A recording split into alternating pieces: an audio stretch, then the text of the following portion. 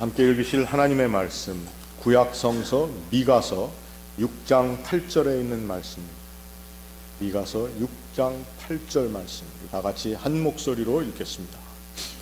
사람아, 주께서 선한 것이 무엇임을 내게 보이셨나니 여호와께서 내게 구하시는 것은 오직 정의를 행하며 인자를 사랑하며 겸손하게 내 하나님과 함께 행하는 것이 아니냐. 아멘. 어제와 오늘 우리는 종교개혁 500주년을 맞아서 개혁자들의 신앙과 신학을 반성적으로 고찰해 보면서 앞으로 500년 동안 건강한 개신교회의 미래는 어떤 모습일까 하는 것을 함께 생각하고 꿈꾸는 시간을 가지고 있습니다. 어제 아침에 우리는 개혁자들의 슬로건 중에서 제일 중요한 것으로 여겨지는 솔라 피데, 믿음이라고 하는 단어가 우리가 흔히 생각하는 것처럼, 개혁교회에서 흔히 고백되어진 것처럼 그렇게 간단한 것이 아니다. 단순히 어떤 사물이나 어떤 사람을 신뢰하고 믿는 것뿐만이 아니고, 특별히 그 개념과 단어가 언어적으로 또 더 중요하게는 갈라디아서 성경 속에서 바울의 말을 그대로 빌리자면, 6장 5절의 말을 그대로 빌리자면 사랑으로 행동하는 믿음인 것을, 그래서 사랑과 행위가 함께 녹아져 들어가야만 올바른 피스티스인 것을 우리가 살펴봤습니다. 어제 저녁에는 개혁자들이 다루지 않은 내용, 개혁자들의 신앙과 신학 속에 빠져있는 내용 중에 예수님의 구원관, 예수님께서 마태복음에서 구원에 관해서 어떤 말씀을 하셨는가 하는 것을 성경을 통해서 살펴봤습니다. 특별히 예수님께서 성경에 나타난, 율법에 나타난 가장 큰 하나님의 뜻이 사람을 사랑하는 것이다. 사람을 사랑하며 사는 것이 하나님의 가장 큰 뜻이다. 특별히 마태복음 25장 예수님의 마지막 설교 속에서 이 세상에, 이 사회 속에 지극히 작은 사람에게 사랑을 베풀고 그들을 섬기는 것이 바로 예수 그리스도를 섬기는 것이고, 그것이 하나님을 사랑하는 길이다. 그리고 25장에는 분명히 그것이 구원에 이르는 길인 것을 우리가 함께 살펴보았습니다. 오늘은 마지막으로, 오늘 제가 강의를 하지는 않겠습니다만은 역시 개혁자들의 신학 속에 빠져있는, 그러나 구약 성경과 신약 성경에 어떻게 보면 가장 중요한 개념이라고 말할 수 있는 정의에 관해서 함께 생각해 보고자 합니다. 이 정의라고 하는 개념과 단어는 구약 성경의 특히 예언서 속에서 가장 핵심을 이루는 주제입니다. 그리고 특별히 우리에게 중요한 것은 예수님의 가르침과 예수님의 선포 속에서 하나님의 나라가 가장 중요한 주제인데, 그 하나님의 나라를 하나의 틀이라고 한다면, 하나의 프레임이라고 한다면 그 알맹이, 그 내용이 바로 정의입니다. 하나님의 나라의 정의입니다. 개혁 신학 속에 별로 다루어지지 않는 내용입니다. 그러나 제가 좀 아까 말씀드린 것처럼 신구약을 통틀어서 저는 개인적으로 이것보다 더 중요한 개념은 없다고 생각합니다. 예수님께서 그렇게 선포하셨기 때문에 이것이 가장 중요한 개념이고, 우리가 앞으로 500년, 1000년 개신교회가 건강한 모습으로 거듭나고 지속하려면은 이 예수님이 힘주어 선포하셨던, 구약시대 예언자들이 선포했던 이 정의를 바로 세우지 않으면 교회의 미래가 없다는 생각에서 오늘 이 말씀을 함께 참고해 보고자 합니다. 구약 성경의 미가서는 그렇게 잘 알려진 책은 아닙니다. 여러분 잘 읽는 책이 아니라고 예상됩니다. 소예언서라고 불리우는 12개의 작은 책들 중에 묻혀 있습니다. 미가라고 하는 예언자도 그렇게 잘 알려진 사람이 아닙니다. 미가 선지자는 동시대의 아주 큰 예언자인 이사야처럼 왕족 출신도 아닙니다. 또 약간 후대에 예레미야나 에스겔 선지자처럼 제사장 계급 출신도 아닙니다. 이 사람에 관해서 개인적으로 알려진 것이 거의 없기 때문에 우리는 그저 이 사람이 예루살렘에서 남서쪽으로 약 30마일 떨어진 촌동네 모레셋이라는 동네 출신이라는 것 외에 이분의 출신 배경에 대해서 아는 것이 아무것도 없습니다. 다만 미가서의 내용으로 미루어 짐작해 보건대 이 미가는 유대 남부의 아주 가난한 소작 농민 출신으로서 당시 자기와 같은 사람들, 자기 부모, 자기 형제와 같은 농민 계층의 사람들이 겪는 극심한 가난과 또 부유층으로부터 당하는 착취와 억압의 상황을 실제로 겪으면서 이것은 하나님의 정의가 아니다. 어떤 소수의 사람이 사회 모든 부를 독점하고 하나님이 창조하고 사랑하시는 대부분의 사람이 이렇게 굶주림에 허덕이며 사는 것은 이 땅에 하나님의 정의가 이루어지지 않았기 때문에 그런 것이다 하는 깨달음이 있습니다. 그런 하나님의 영감을 받습니다. 그래서 이 힘도 없고 돈도 없고 배경도 없는 어떻게 보면 천민 출신의 무명 예언자가 예루살렘으로 올라갑니다. 예루살렘에 가서 무슨 일을 당할지 알 수 없지만 예루살렘에 올라가서 거기 귀족들을 향해서 당신들은 하나님의 정의를 이루며 살지 않고 있습니다.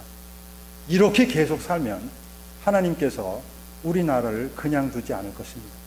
하고 엄중하게 그리고 담대하게 하나님의 말씀을 선포한 것입니다.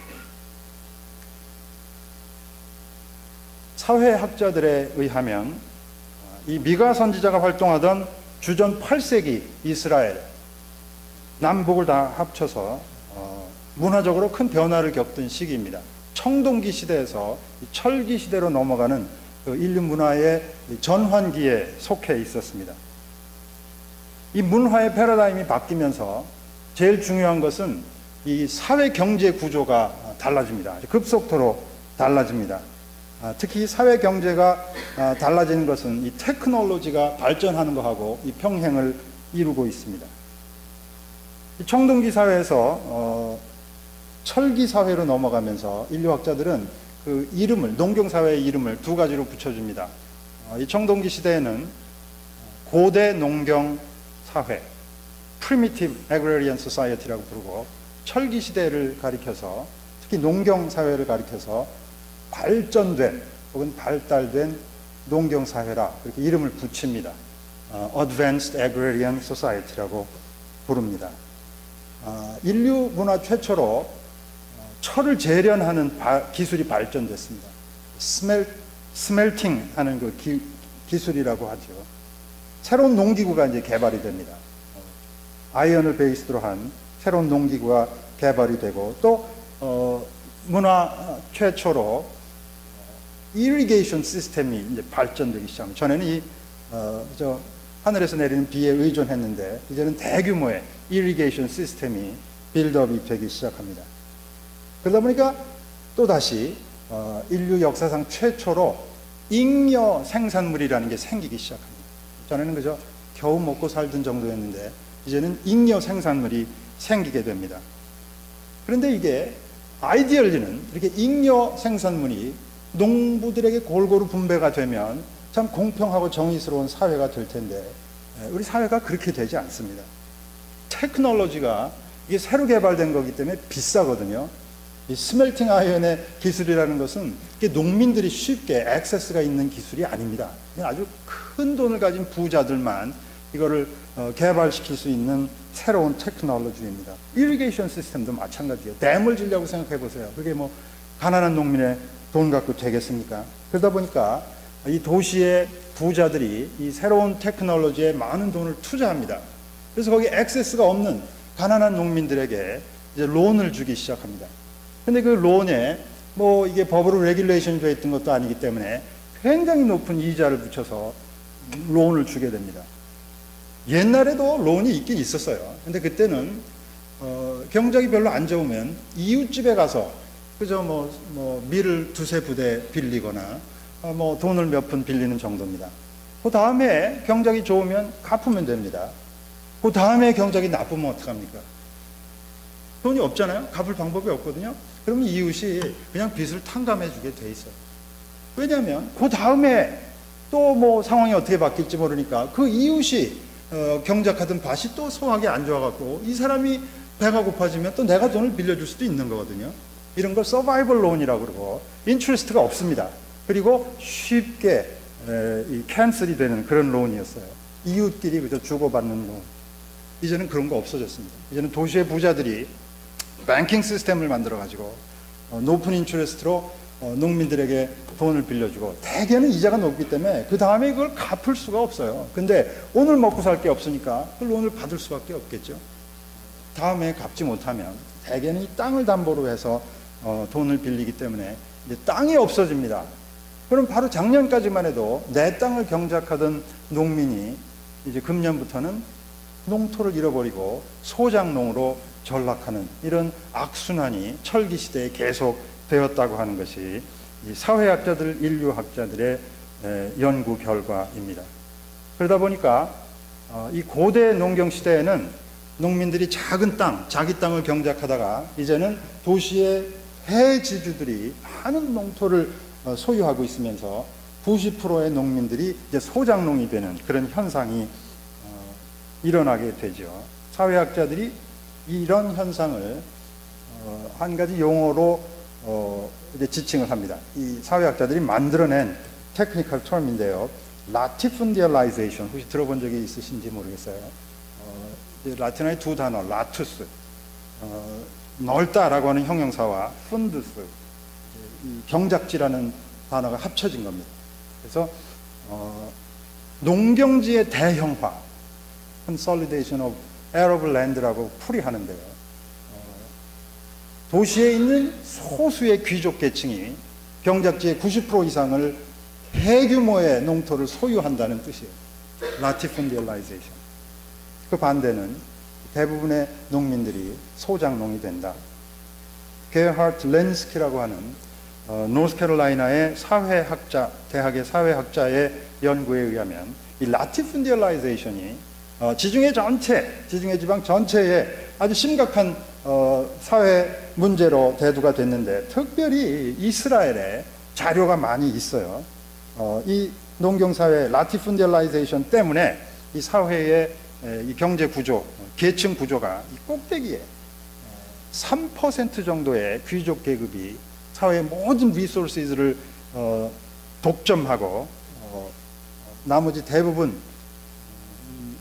보통 농민들이 절대 빈곤에 허덕이는 이제 그런 상황. 그래서 이분이 사회 계층 구조를 이렇게 어니언 쉐입으로 양파를 잘라놓은 모습으로 이렇게 도표를 그려놨어요. 이 꼭대기에 수염 부분에 절대자들, 리테이너 계급 사람들이 있고 3%를 넘지 않습니다.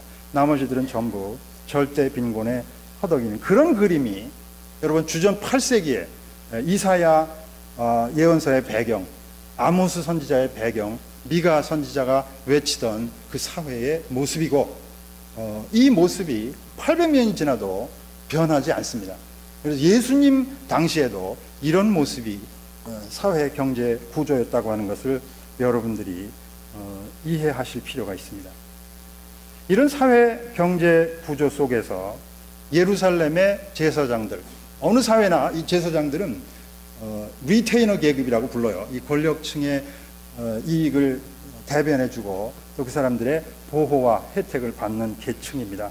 그래서 이사야 선지자나 미가 선지자가 선포했던 그 당시에도 성경을 보면 예루살렘의 제사장들이 권력을 가진 귀족 편에 서서 그들이 늘 합법적으로, 법을 이 사람들이 주물르니까 늘 합법적으로, 그러나 하나님 편에서 보면 불의한 방법으로 부를 축적하는 것을 보고 뭐라고 말을 해야 되겠습니까? 그런데 이 제사장들이 그것은 하나님이 너희들에게 복을 주시는 것이다, 그렇게 선포를 해줍니다.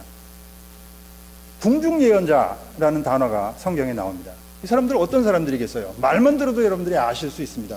절대자들의 궁정에 살면서 그 사람들의 입맛에 맞는, 그 사람들의 이익에 꼭 맞는 하나님의 말씀을 하나님의 말씀이라고 본인들이 부르는 그런 예언을 선포해 주는 사람들이 궁중 예언자들입니다. 그러는 사이에 보통 하나님의 백성들, 보통의 농민들은 점점 더 힘든 삶, 어려운 삶에 빠져들고 있었다고 하는 거죠.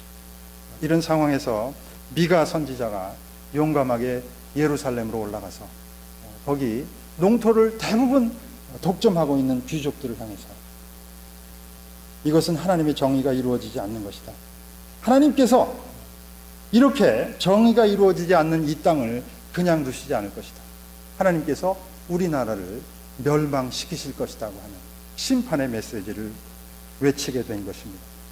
그렇게 심판의 메시지를 외친 다음에 1장부터 5절 사이에 오늘 6장 8절의 짤막한 본문을 통해서 미가 선지자가 사람아, 아담이라는 말을 사용해서 사람아 하고 외친 다음에 야훼 하나님께서 우리 모두에게 원하시는 것이 무엇이냐? 꼭 뭐 권력을 가진 사람이든 부자이든 아니면 보통 사람이든 우리 모든 사람에게 야훼 하나님께서 요구하시는 것이 무엇이냐? 율법을 뭐 다 읽어봐야만 알 수 있는 것도 아니고 미가 선지자가 한 문장 속에 야훼 하나님께서 우리 모두에게 원하시는 그 한 가지를 이렇게 선포해 줍니다. 정의를 행하고 사람을 사랑하고 하나님 앞에 겸손하게 행하는 것이다. 이것이 야훼 하나님께서 우리 모두에게 원하시는 것이다. 정의라는 단어가 제일 앞에 나오죠. 그 다음에 거기 우리 개역 성경에 인자를 사랑하고 그렇게 번역이 됐습니다. 거기 인자라고 번역된 말이 사랑이라고 우리가 바꿔 쓸 수 있어요. 헤세드라는 히브리어 단어인데 우리 목사님 이메일 주소가 헤세드 333 야후 뭐 그런 거더라고요. 헤세드 구약 성경에서 정의와 사랑, 이것이 가장 중요한 개념입니다. 그렇게 살면서 하나님 앞에 겸손하게 행하는 것이 야훼 하나님께서 우리에게 요구하시는 것이다. 제가 어제 마태복음의 예수님의 말씀을 함께 읽으면서 레위기 19장 18절 내 이웃을 내 몸과 같이 사랑하라, 사람을 사랑하라 하는 것이 예수님의 판단에 의하면 이게 하나님을 사랑하라 하는 것과 같은 계명이고, 또 후대 랍비들의 전통에 의하면 이 레위기 19장 18절이 구약성서 전체를 한마디로 요약하는 말씀이다, 그렇게 해석하는 전통이 있는 것을 말씀드렸습니다. 근데 그와 거의 비슷한 농도로, 비슷한 프리퀀시로, 또 비슷한 중요함으로 후대 랍비 전통에는, 또 유태교 전통에는 이 미가서 6장 8절이 구약성경 전체를 한마디로 요약하는 말이다 하게 그렇게 해석하는 전통이 있습니다. 이 두 귀절, 레위기 19장 18절과 미가서 6장 8절이 크게 다르지 않습니다. 정의와 사랑으로 집약되는 하나님의 뜻, 그것을 이루며 사는 것이 야훼 하나님께서 우리에게 요구하시는 것 중에 가장 중요한 것이다. 율법을 보면 뭐 정결례도 지켜야 되는 걸로 나오고, 또 성전에서 제사를 지내는 것도 뭐 여러 가지 중요한 법칙도 나오지 않습니까? 그러나 그런 거 중요하지만 그것보다 더 중요한 것, 이걸 다 해도 만약에 이게 결여되면 아무 쓸모가 없는 그런 것이 있는데, 그것이 바로 정의를 세우고 사람을 사랑하는 것. 그거 하지 않으면 천만 번제를 하나님께 드려도 정결례를 우리가 평생 엄격하게 지키며 살아도 하나님께서 기뻐하시지 않는다고 하는 것입니다. 미가 선지자의 깨달음과 선포입니다. 예수님께서 산에서 산상수훈을 선포하실 때 많은 사람들이 예수님의 설교를 듣기 위해서 나왔습니다. 그 사람들을 한번 상상해 봅니다. 갈릴리의 가난한 농민들입니다. 인구의 90%를 차지하는 가난한 농민들, 자기 땅을 잃어버리고 소작농으로 전락한 사람들입니다. 아주 뭐 심한 텍스를 내야 되고, 또 렌트비도 많이 내야 돼요. 잘 못 내면 노예로 팔려가는 사람들도 많이 있습니다. 내년에 저 악독한 지주가 우리를 자를 수도 있어요. 잘 보여야 됩니다. 뭐 다행히 한 해 더 우리를 하여해 주면 또 역시 힘든 노동을 하면서 아내와 자식들을 먹여 살릴 참 힘든 사람들이에요. 하루 어디 가서 노동을 못하면 저녁 때 밥을 먹을 것이 없는, 일용할 양식을 위해서 늘 걱정해야 되는 사람들입니다. 그런 사람들이 예수님께서 가르치시는 것에 대한 간절한 소망이 있기, 열망이 있기 때문에 하루 벌이를 포기하고 그 산에 예수님 설교를 들으러 나오신 거예요. 어쩌면 그 집 식구들이 그날 저녁 때 밥을 먹지 못하고 자야 될지도 모르겠죠. 그런 사람들을 보시고 예수님께서 참 불쌍하구나, 내가 오늘 기적을 일으켜갖고 너희들한테 모두 빵 한 봉지씩 나눠주겠다, 그 예수님 하실 수 있잖아요. 한두 번 하신 적도 있잖아요. 근데 그 수많은 무리들이 그렇게 배고픈 굶주린 배를 움켜쥐고 나왔는데 그런 기적을 행해 주시지 않았습니다.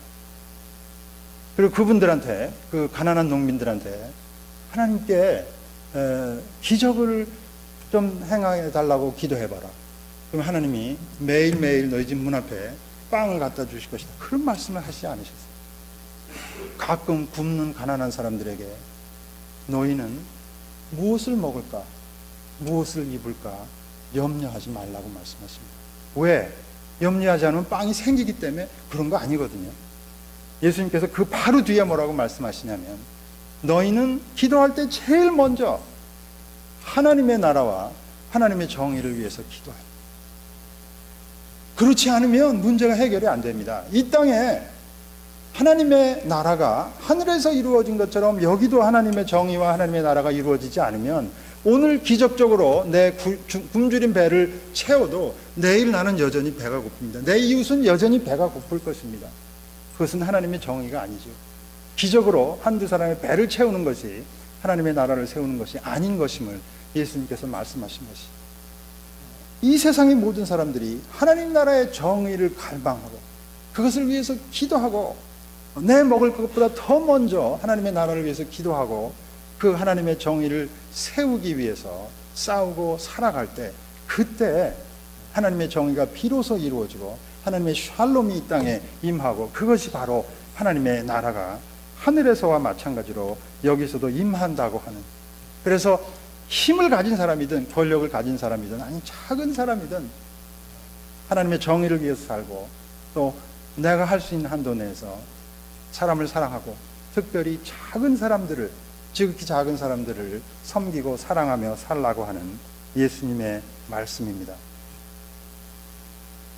우리 한국의 근대사에서 민주화 운동의 결정적인 그 분기점을 저는 개인적으로 전태일 씨의 노동운동에서 찾을 수 있지 않겠나 생각합니다. 뭐 학자들에 따라서 의견이 다를 수 있겠지만, 전태일 씨는 집이 너무 가난해서 초등학교 교육을 받지 못합니다. 초등학교 3학년 때 아마 학교를 그만두고 일터로 나가게 된 것 같습니다. 17세가 되었을 때 동평화 시장의 옷 공장에 취직을 하게 됩니다. 1970년대 아마 69년도라고 제가 알고 있는데요. 하루에 일당 50원, 이런 단위를 기억하십니까? 50원을 받으면서 하루에 14시간씩 주 7일을 일했다. 전태일 평전에 그렇게 나옵니다. 그 당시에 다방에서 커피 한 잔이 100원이었다고 그러네요. 1969년도에. 근데 이 전태일 씨가 14시간을 하루에 일을 하면 50원의 일당을 받았다고 써 있습니다. 전태일은 거기서 10살, 11살 된 어린 소녀들이 돈이 없어서 점심을 굶어가면서 자기보다 더 많은 시간을, 자기는 14시간 일하는데 그보다 더 많은 시간을 일하고 또 여자라고 자기보다 더 적은 수당을 받는 것을 보고, 그것은 뭔가 잘못됐다. 전태일 씨가 기독교 신자였는데 이런 것은 하나님의 뜻이 아닌 것 같다 하는 그런 감이 옵니다. 저는 이것을 성령의 감동이라고 말해도 될 것 같다고 생각하는데요. 그때부터 전태일은 청계천 피복 노동조합을 만들어서 노동자들이 최소한의, 뭐 크게 바라는 것도 아니고 최소한의 그 인격적인 처우를 받기 위해서 투쟁을 시작합니다. 그때부터 이제 이분의 고난이 시작되는 거겠죠. 그러던 중에 1970년 11월 13일 한국 근대사에 기억되어야 할 날이라고 생각합니다.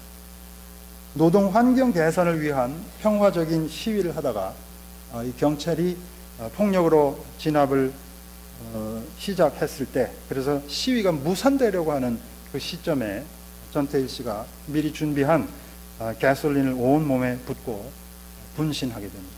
그 분신은 성공했어요. 이분이 거기서 세상을 떠납니다. 여기까지는 우리가 대부분 다 아는 얘기들입니다. 그런데 저는 오늘 여기 이 전태일 씨에 관해서 잘 알려져 있지 않은 작은 일화 하나를 더 소개해 드리려고 합니다. 전태일은 서울에 살 때 성북구 쌍문동에 살았습니다. 성북구 쌍문동에 창현교회 교인이었고, 이분이 거처가 없어서 목사님이 교회 어느 한 구석에 그저 살게 허락을 하셨습니다. 창현교회 한 구석에서 살고 있을 때 하루는 전태일 씨가 신문을 통해서 한 기사를 읽게 됩니다. 그 기사는 서울의 어느 가난한 동네에 살고 있던 한 맹인 음악가에 관한 짤막한 리포트입니다. 이 가난한 어린 소년이 음악가가 되고자 하는 꿈을 안고 뭐 여러 가지 어려움 속에서 음악가가 됩니다. 어디 음대를 어떻게 가갖고 뭐 고생하고 겨우 졸업하고 뭐 그래서 이제 이 퍼포밍 아티스트가 된 거예요. 좀 이야기 자체가 감동적인데 뭐 맹인 음악가로서 어디 무대가 그렇게 쉽게 주어지겠어요. 그게 이제 힘들게 삽니다. 또 이분이 그 기자하고 인터뷰를 하면서 그 점자 악보를 구하기가 참 힘들대요. 그리고 점자 악보가 막 쓰여지지도 않고, 그러니까 이분이 퍼폼에 대한 열정은 있는데 악보가 없다는 거예요. 이거 참 안타깝다. 그래서 그럴 때가 자기는 볼 수 있는 사람이 제일 부럽다. 뭐 그런 신문 기사를 전태일 씨가 읽게 됩니다. 그리고 나서 전태일 씨는 이 신문이 이 기사가 실린 중앙일보에게 이런 편지를 썼습니다. 제가 이 편지를 전태일 씨가 쓴 그대로 읽어드리겠습니다. 저는 서울 성북구 쌍문동에 주소를 둔 청년으로 교회로 배달되는 중앙일보를 매일 읽고 있는 독자입니다. 실명의 고난을 극복하시고 어렵게 음대를 졸업하신 모모 선생님의 기사를 읽었습니다. 평범한 신체를 가진 사람들보다 몇 갑절 노력의 결실을 사회를 위해 봉사하시겠다는 말씀을 들을 때 같은 세대의 일원으로서 형제가 되는 선생님의 불편을 모른다고 할 수가 없었습니다. 선생님의 앞을 못 보시는 불편을 조금이라도 덜어드리기 위해서 제가 취할 수 있는 범위 내에서 이런 생각을 해보았습니다. 먼저 제게 두 눈을 만들어주신 창조주 하나님께 감사드리며 그 중에 눈 하나를 선생님께 드리기로 결심했습니다. 제가 사랑하고 보고 즐거워하는 여러 아름다운 실체들을 분리된 또 하나의 저라고 생각되는 선생님께 보여드리고 싶습니다. 이 기사를 작성하시고 담당하시는 편집장께서 저의 눈 이식 수술이 잘 이루어질 수 있도록 도와주시기 바랍니다. 3월 10일 서울특별시 성북구 쌍문동 산 1번지 쌍문교회 내 전태일 올림. 여러분, 가진 것이 하나도 없는 22살의 젊은 청년이 한 번도 만나보지 못한 한 가난한 맹인 음악가, 작은 사람에게 자기 눈 하나를 드리겠다고 결심을 했다고 하는 이런 마음을 우리가 상상이나 해볼 수 있겠습니까? 물론 이 눈 이식 수술은 이루어지지 않았습니다. 이게 법으로 허락이 되지 않죠, 당연히. 그래서 그 마음만 우리가 이렇게 세상에 잘 알려진 일도 아니에요. 뒤지다 보니까 이런 놀라운 일화를 제가 접하게 됐습니다. 작은 사람들에게 사랑을 베풀라고 하시는 그 예수님의 말씀을 전태일 씨가 아마 읽었으리라고 저는 생각합니다. 그래서 자기도 작은 자이고 자기도 가진 것이 없는데 사랑을 베풀기 위해서 이렇게 엄청난 일을 마음속으로 결정하고 기도하고 편지까지 써서 보냈다고 하는 거예요. 놀라운 일이죠. 전태일 씨가 뭐 개혁신앙을 가지고 있었든지 무슨 신앙을 가지고 있었든지 저는 알지 못합니다. 그러나 마태복음 25장에 의하면 예수님께서 이런 사람들을 의로운 사람이라고 하시고 하나님 나라에 영접하셨을 것으로 저는 분명히 믿습니다. 지금 세계는 소위 탈기독교 시기, 포스트 크리스천니티의 시기라고 합니다. 이제는 기독교가 그렇게 위세를 부리던 때가 지나갔습니다. 이제는 더 이상 기독교가 제국 종교라고 하는, 힘 있는 종교라고 하는 편안한 보호막 속에서 저 교리 논쟁이나 하고 있을 그럴 때가 아닙니다. 그럴 여유가 없게 됐습니다. 이제 기독교는 어쩌면 처음으로 온 세상에 우리의 존재 이유를 증명해야 될 그런 어려운 태스크를 안게 됐습니다. 이제 저희 기독교회가 정의와 평화가 넘쳐 흐르는 그 하나님의 나라가 하늘에서 이루어진 것처럼 이 땅에도 이루어지기 위해서 매일매일 기도하고 그 하나님 나라와 하나님의 나라의 정의를 선포하고 그 일을 위해서 일하지 않으면 21세기 포스트 모던 소사이어티에서 우리 기독교는 존재 이유가 별로 없다고 저는 생각합니다. 오늘 본문 미가서의 선포대로 이 땅에 하나님의 정의를 세우는 데 집중하고 사람을 마음에 품고 사람을 사랑하는 데 집중하고 우리가 하나님과 사람 앞에 좀 겸손한 마음을 가지고 살아가는 것이야말로 정말 빠르게 사양길을 걷고 있는 우리 현대 기독교가 멸종 위기에서 벗어나서 다시금 이 세상을 향한 빛과 소금으로 거듭 태어날 수 있는 유일한 길이라고 생각됩니다. 이런 자성적인 깨달음과 돌아섬 그리고 이 정의와 사랑과 겸손을 바탕으로 새로운 종교 개혁을 이루는 역사가 작게는 우리 에버그린 교회 같은 건실한 로컬 철치에서 그리고 크게는 온 세계의 개신 교회에서 새롭게 그리고 강하게 일어나게 될 것을 간절히 기원합니다.